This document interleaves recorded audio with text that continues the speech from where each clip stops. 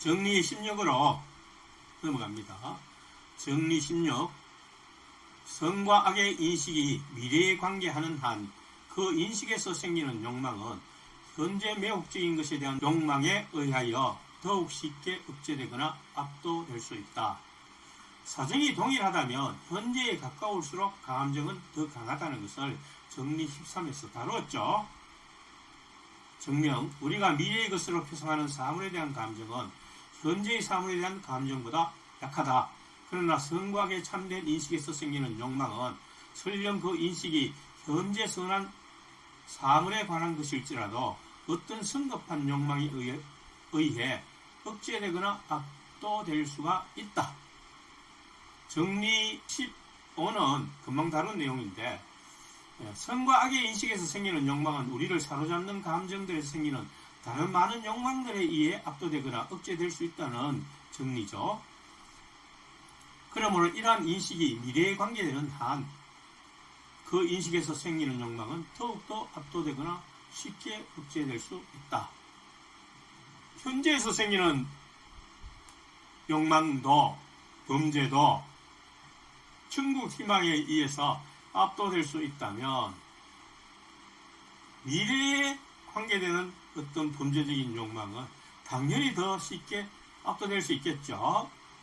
현재 저지르는 범죄적인 욕망도 더 큰 욕망에 의해 제거될 수 있다면 미래에 계획하는 범죄의 욕망은 같은 논리에 의해서 더욱 쉽게 제거될 수 있다는 것입니다.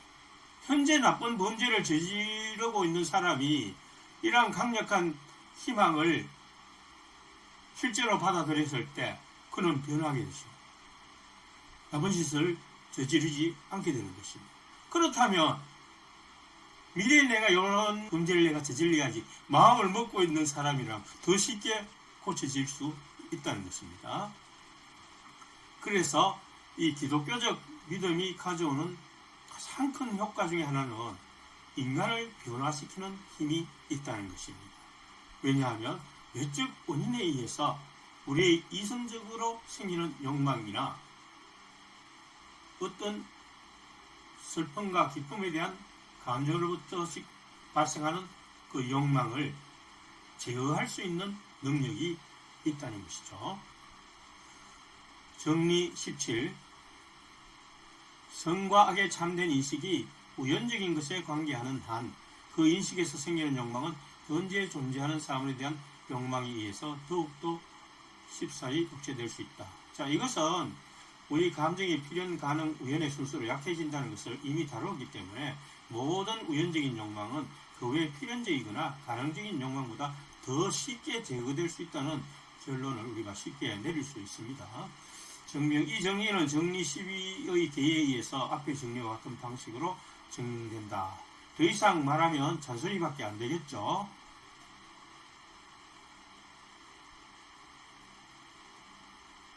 주석. 이것으로서 나는 어찌하여 인간이 참된 이성에 의해서보다 의견에 의해서 더 많이 움직여지는지, 또는 어찌하여 선과 악의 참된 인식이 마음의 감동을 일으키며 또 자주 온갖 종류의 수동에 굴복하였는지에 대한 원인을 밝혔다고 생각한다. 자, 쭉 설명한 것은 선과 악에 대한 참된 인식, 즉 그것은 이성에 의한 인식입니다. 그 이성에 의한 인식에서 발생하는 참된 욕망이 왜 의견에 의해서, 의견이라는 것은 옳을 수도 있고 옳지 않을 수도 있습니다. 그렇죠? 그러니까 외적 원인에 의한 것입니다. 이것에 의해서 더 많이 움직이시는지 그 말입니다. 왜 이성이 가지는 목표가 외적 원인에 의한 감정에 의해서 굴복이 되는지 그것을 설명했다는 것입니다. 다시 말하면 선과 악의 참된 인식이 마음을 감동을 주는데, 그래서 어떤 목표를 가지게 하는데 왜 그것이 자주 온갖 종류의 수동에 굴복하였는지,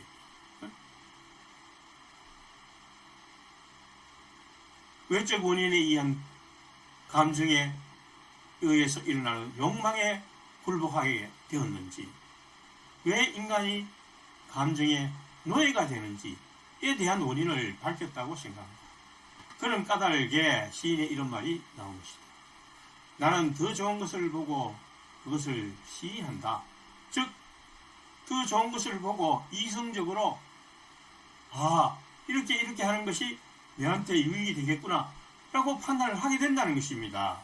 그렇지만 나는 더 나쁜 것을 했다는다. 그런데 실제로는 더 나쁜 길을 가버렸네. 왜? 외적 원인에 의해서 엉뚱한 감정이 생기기 때문입니다.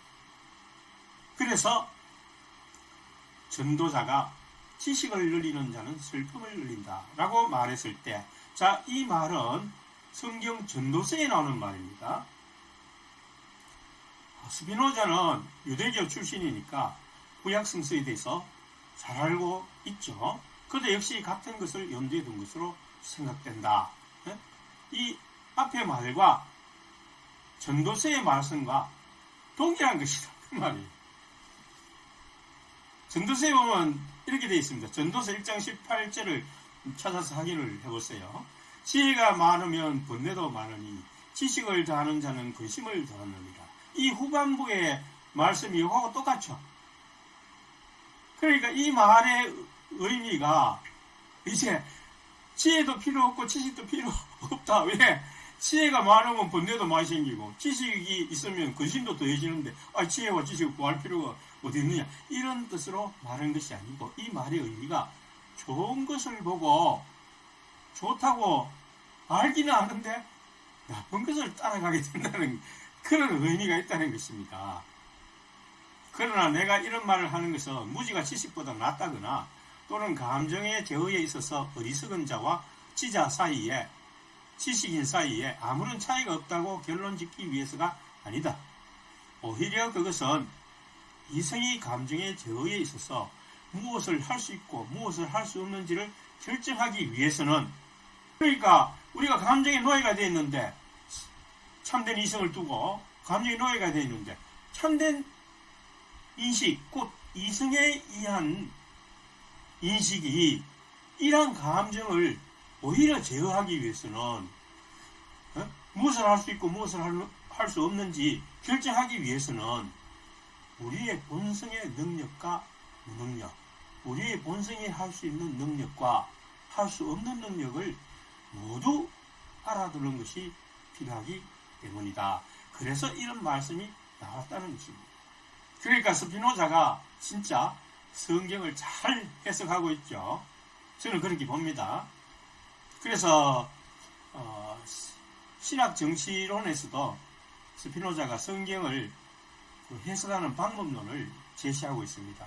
물론 제가 그것을 쭉 읽어봤을 때 전적으로 동의하는 것은 아니지만 그 당시로 봐서는 스피노자의 그러한 방법론이 상당히 일리가 있다.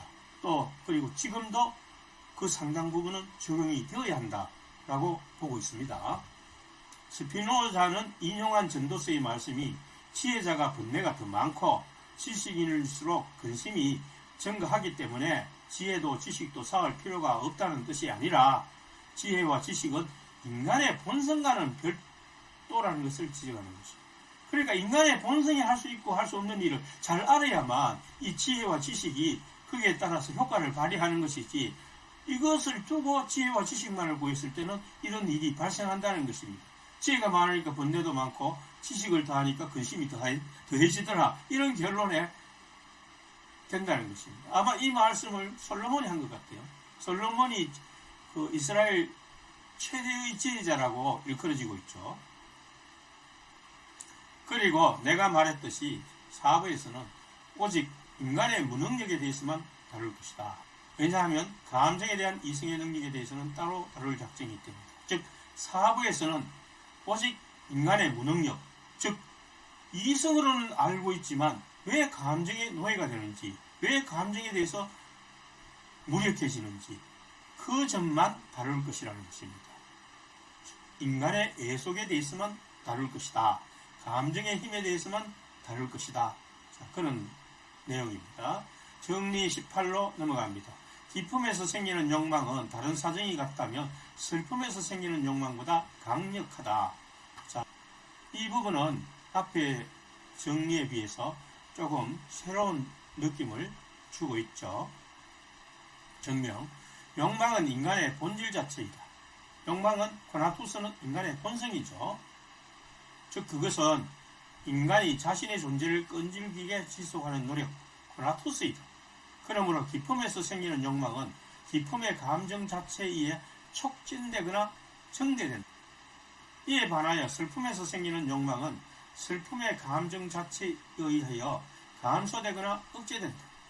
따라서 기쁨에서 생기는 욕망의 힘은 인간의 힘과 동시에 외적 원인의 힘에 의하여 정의되지 않으면 안되며, 이에 반하여 슬픔에서 생기는 욕망의 힘은 오직 인간의 능력에 의해서만 정의되지 않으면 안된다. 그러므로 전자는 후자보다 강력하다. 전자는 힘이 두 가지고 후자는 힘이 한 가지밖에 안 된다는 거예요. 그러니까 기쁨에 대한 욕망이 슬픔에 대한 욕망보다 힘이 더 강력하다는 것입니다. 기쁨의 욕망은 인간의 힘과 외적인 원인이 둘 다 작용하고, 슬픔의 욕망은 인간의 능력에서만 발생하기 때문에 전자가 후자보다 강력하다는 것입니다.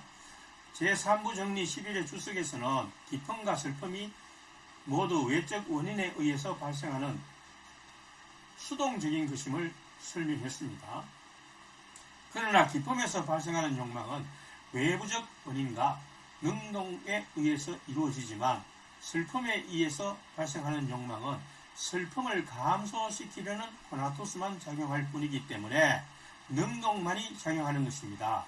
따라서 인간의 능동적인 욕망을 능가하는 무한한 외부적인 원인이 같이 작용할 수 있기 때문에 기쁨의 욕망이 슬픔의 욕망보다 더 강력하다는 것입니다. 주석을 보시죠. 이와 같이 나는 인간의 무능력과 변덕의 원인들. 자, 무능력은 왜 무능력이라고 표현했습니까? 이성의 지시에 따르는 것이 아니고 감정에 굴복되기 때문입니다. 변덕의 원인은 역시 마찬가지로 이성의 지시에 의해서 이렇게 하려고 했는데 수동적인 감정이 다가와서 그것에 변화를 일으켜버립니다. 목표를 제지시키고 감정의 힘에 구속되는 것입니다. 그리고 인간이 이성의 명령에 따르지 않는 이유를 간단히 설명하였다. 이제 나에게 남은 것은 이성이 우리에게 무엇인지, 그리고 어떤 감정이 인간의 이성의 규칙들과 일치하고 또 반대로 어떤 감정이 그것들과 반대되는지를 밝히는 일이다.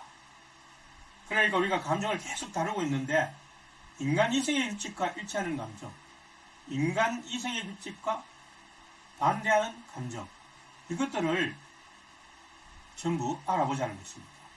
그러나 이것들을 상세한 기하학적 질서에 따라 정리하기 전에 나는 내가 생각하는 것을 누구나 한층 쉽게 이해할 수 있도록 이성의 지령 자체를 여기에서 미리 간단히 제시하고자 한다. 이성, 본성에 반대되는 것을 아무것도 요구하지 않는다는 거예요. 그 우리가 얼른 생각하면 이성은 우리의 본능적인 것을 반대하는 도록 제어하는 것이 아니냐, 이렇게 우리가 편견을 가질 수 있죠. 누구나 그렇게 아마 생각할 거예요. 왜냐하면 인간이 가지는 모든 감정의 욕망들을 다 본성이라고 생각하기 때문입니다. 그러나 스피노자는 그게 아니라는 것을 여기에서 설명하고 있습니다. 이성은 각자 모두 자기 자신을 사랑하며 자기의 이익을 추구하고 진실로 인간을 보다 큰 완전성으로 인도하는 모든 것을 욕구할 것을 요구하는 것이 본성이라는 것이죠. 그리고 절대적으로 각자가 가능한 한 자신의 존재를 보존하기 위해 노력할 것을 요구하고 있다는 것이죠. 본성, 코나투스는 그것을 요구할 수 있다는, 코나투스는 그것을 요구한다는 것입니다. 이것은 참으로 전체가 그것의 부음보다 더 크다는 것과 같이 필연적으로 참이다. 이것은 확실하게 참이라는 것입니다. 어느 정도로 참입니까? 전체가 부음보다 크다 라는 것은 참이죠. 그것만큼이나 참이라는 것입니다.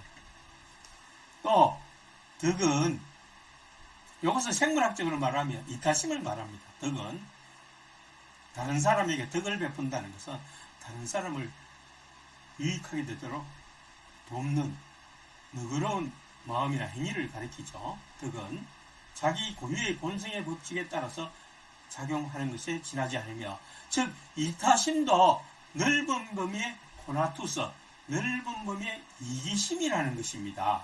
누구나 자기 고유의 본성의 법칙에 따라서만 자신의 존재를 보존하려고 노력하므로 자신이 가진 본성에 따라서 노력하는 것, 그것이 전부이죠.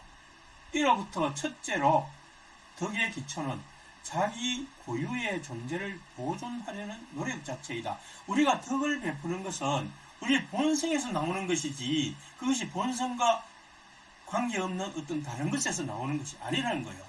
그러니까 결국은 코나투스이고 자기를 지키려는 노력의 일환으로서 우리가 다른 사람에게 덕을 베풀고 이타적 행위를 한다는 것입니다. 행복은 인간이 자신의 존재를 보존할 수 있는 것에 있다는 결론이 나온다. 자, 행복은 자신의 신체를 보존할 수 있는 것에 있다는 결론이 나온다. 자기 신체를 보존할 수 있다는 것이 뭡니까? 기쁨을 증가시키는 것이죠. 슬픔을 배제하고 기쁨을 증가시키는, 자기를 만족하게 하는, 그것이 행복이라는 것입니다. 둘째로 덕은 그 자체를 위해서 추구되어야 하며 덕보다 더 가치 있는 것 또는 우리에게 덕보다 더 유익한 것, 그것을 위하여 덕이 추구되어야 하는 그런 것은 결코 존재하지 않는다는 결론이 나온다. 그러니까 덕 자체가 이기심의 일환이고 자기를 보존하려는 노력이기 때문에 덕 안에 그 능력이 함께 존재하는 것이지 덕과 능력이 분리되어 있는 것이 아니라는 것이죠. 지금 일로 말하자면 일을 함으로써 보수가 그 일 자체에 존재하는 것이지 일과 분리되어 보너스가 따로 존재하는 것이 아니라는 것입니다. 그러니까 어떤 사람은 단순히 자기가 하지 못해서 하기 싫은데 다른 사람의 눈치를 봐서 어떤 덕을 베푸는 척하는 이 사람은 내가 이렇게 함으로써 어떤 보상을 받을 수 있을까 이런 생각을 가지고 있는데 그거는 조금 잘못된 생각이라는 것입니다. 덕을 베푸는 자체가 능력이라는 것입니다. 그렇게 함으로써 자기를 보존시키고 자기가 더 큰 그릇이 된다는 것입니다. 그것이 자기 기쁨을 증가시키는 행위이죠. 마지막 셋째로 자살하는 사람들은 무력한 정신을 가지고 있으며 자기의 본성과 반대되는 외적 원인들에 의해 완전히 정복되는 사람들이라는 결론이 나온다. 이런 말이 왜 나왔는가 하면 코나투스가 자기 신체를 보존하는 능력이고 그 고유한 본성이다. 이 외에는 다른 본성이 없다. 라고 스피노자가 말을 하니까 사람들은 그럼 자살하는 사람들은 뭐고 자기가 스스로 자살하는데 이렇게 의문을 던질 수 있잖아요. 그래서 거기에 대해서 스피노자가 답변을 내리는 것입니다. 자살이 자기의 본성에 의해서가 아니라 외적 원인에 의해서 자기의 본성이 파괴된다는 것을 말하고 있습니다. 즉 사물, 특히 인간은 자기를 보존하려는 본성 외에는 아무것도 없다는 점을 말하려는 것입니다. 그러니까 이 말은 자기를 보존하려는 노력인 코나투스가 인간의 본성이라면 자살하는 사람은 뭐냐? 라는 의문 제기에 대한 답변인 것입니다. 또 제2부 요청사로부터 우리가 우리의 존재를 유지하기 위해서 우리의 외부에 있는 것을 아무것도 필요로 하지 않는다는 것은 있을 수 없으며 또한 우리가 우리의 외부에 있는 사물들과 아무런 관계를 맺지 않고 살아간다는 것도 있을 수 없다는 결론이 나온다. 기쁨의 욕망은 외부적 원인이 작용한다는 점에 관해서 조금 전에 말씀드렸죠. 기쁨의 욕망은 능동적인 원인과 능동적으로 작용하는 능력과 외부적 원인에 의한 것이 함께 작용한다고 했잖아요. 그래서 외부적 원인이 어떻게 작용하는가 하는 그 점에 대해서 인간은 기품을 증가시키기 위해서 공기를 마시고 식물을 먹는 것과 같이 외부의 것을 반드시 필요로 한다는 사실과 또 혼자서 살아가는 것이 아니라 사회를 이루어 서로 돕고 살아야 한다는 사실에서도 명석판명하게 증명이 되는 것입니다. 그래서 기쁨의 욕망이 슬픔의 욕망보다 더 강력하다는 것이죠. 그리고 또 우리의 정신을 고찰해 볼 때 만일 정신이 단독으로 존재하고 자기 이외에 아무것도 인식하지 않는다면 확실히 우리의 지성은 보다 불완전한 것이다. 그러므로 우리의 외부에는 우리에게 유익한 것이며 그렇기 때문에 우리가 추구할 만한 것이 많이 있다. 외적 원인에는 그렇게 추구해야 할 것이 많이 있다는 것입니다. 그 중에서 우리의 본성과 전적으로 일치하는 것보다 더 가치 있는 것은 생각되었습니다. 자기 자신의 본성과 가장 일치할수록 자기 자신에게 가장 유익할 수 있습니다. 그래서 인간의 가장 친한 친구는 인간일 수밖에 없는 것입니다. 왜냐하면 예를 들어 전적으로 동일한 본성을 지닌 두 개체가 서로 결합한다면 단독의 개체보다 2배의 능력을 가진 한 개체가 구성되기 때문이다. 인간의 본성은 다른 동물이나 사물의 본성보다 다른 인간의 본성과 가장 일치하므로 본성의 공통점이 가장 많은 남녀가 부부가 된다면 그 능력이 가장 커지게 되겠죠. 그러므로 인간에게는 인간만큼 유익한 것이 없다. 말하건대 인간이 자신의 존재를 보존하기 위해 노력하며 모든 사람이 다 함께 모든 사람에게 공통된 이익을 추구하는 것보다 더 가치 있는 어떤 것도 바랄 수 없다. 이로부터 다음과 같은 결론이 내려집니다. 이성에 의해 지배되는 사람들, 즉 이성의 지도에 따라서 자신들의 이익을 추구하는 사람들은 자신들이 다른 사람들을 위해서 바라지 않는 어떤 것도 자신들을 위해 추구하지 않는다. 그러므로 그들은 공정하고 성실하며 염치를 아는 사람들이다.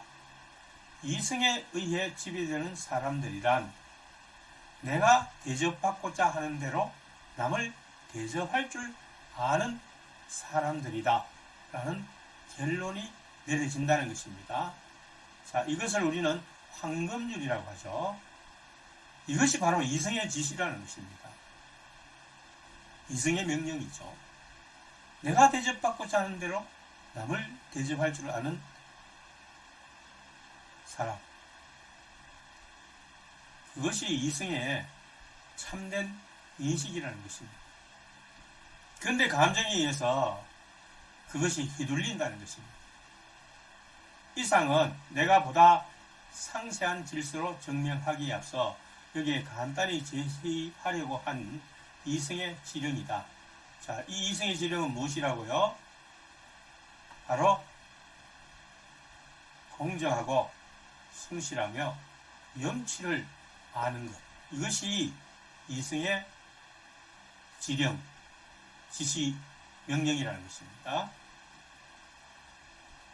내가 이것을 제시한 이유는 각자는 모두 자기의 이익을 위해 추구해야 마땅하다고 하는 이 원칙이 덕과 도덕의 기초가 아니고 부도덕의 기초라고 믿는 사람들의 주의를 가능하다면 끌기 위해서이다. 즉, 이 이성의 지시를 여기에다 언급한 이유가 무엇이라고요? 코나투스는 자기 자신을 보존하기 위한 것이라고 스피노자는 말하는데 그거는 모두 자기 이익을 위해서 추구해야 마땅하다고 하는 것이 이 부도덕한 기초가 아니냐 이렇게 믿는 사람이 있다는 거죠.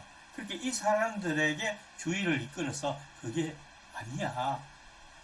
이것을 설명하기 위한 것이라는 것입니다.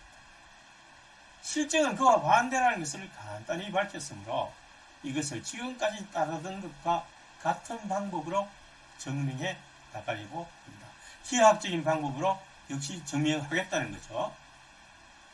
인간의 본성을 코나투스, 즉 자기를 보존하는 노력이라는 것을 설명할 때 사람들은 이것이 인간의 관계를 파괴하는 극단적 이기주의가 아니냐고 오해하는 사람들에게 그 오해를 풀어주기 위해 인간의 이기심이란 이타심, 곧 덕을 포함한 자기 보존의 노력이며 이것이 사회 발전을 위한 동력이고 반드시 필요하며 유익한 것이라는 점을 기하학적 질서에 따라 계속 설명하고자 하는 것이다.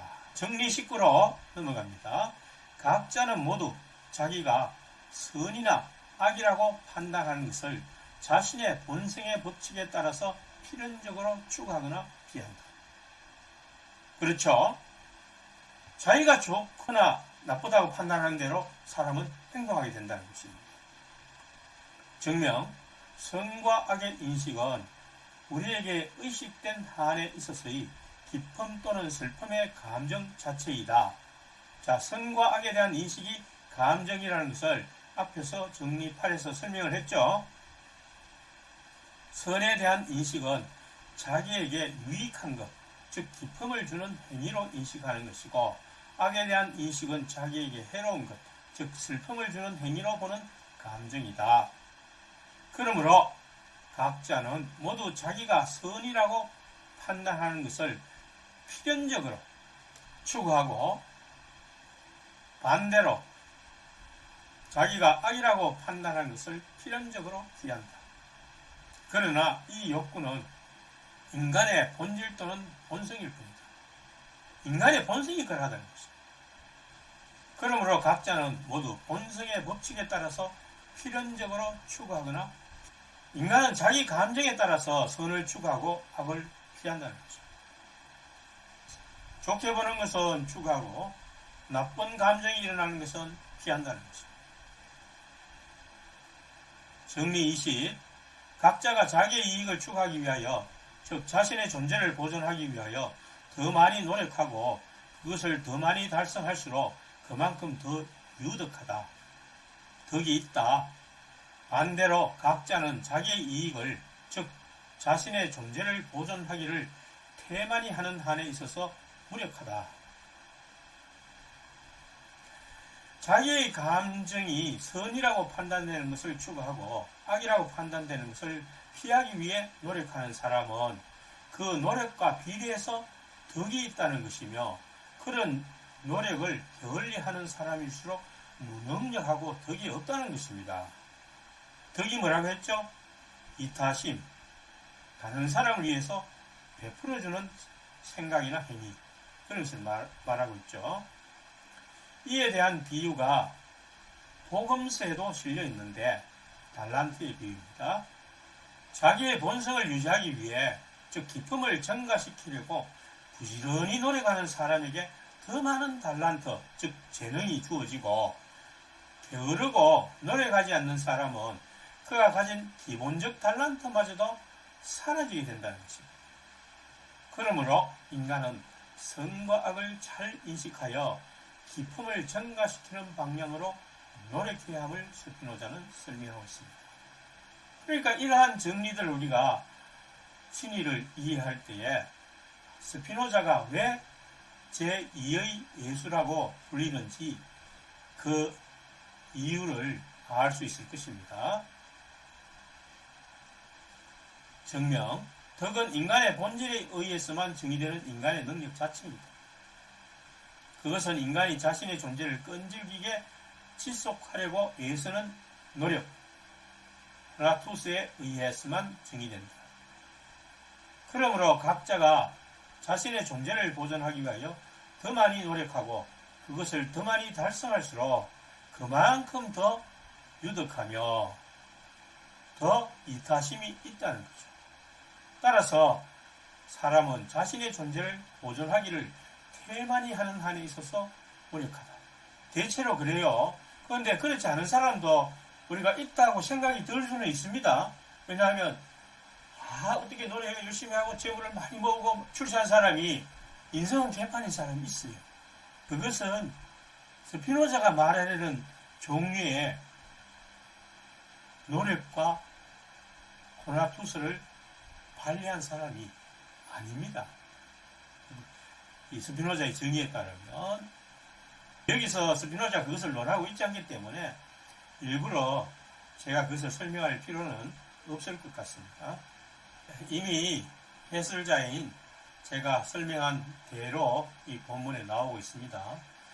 주석을 보시죠.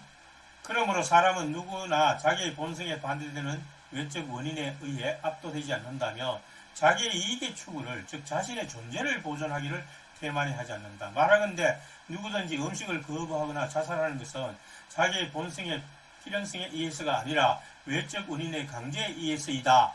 여기서 이제 자살하는 의문에 대한 답변을 여기서 제시하고 있습니다.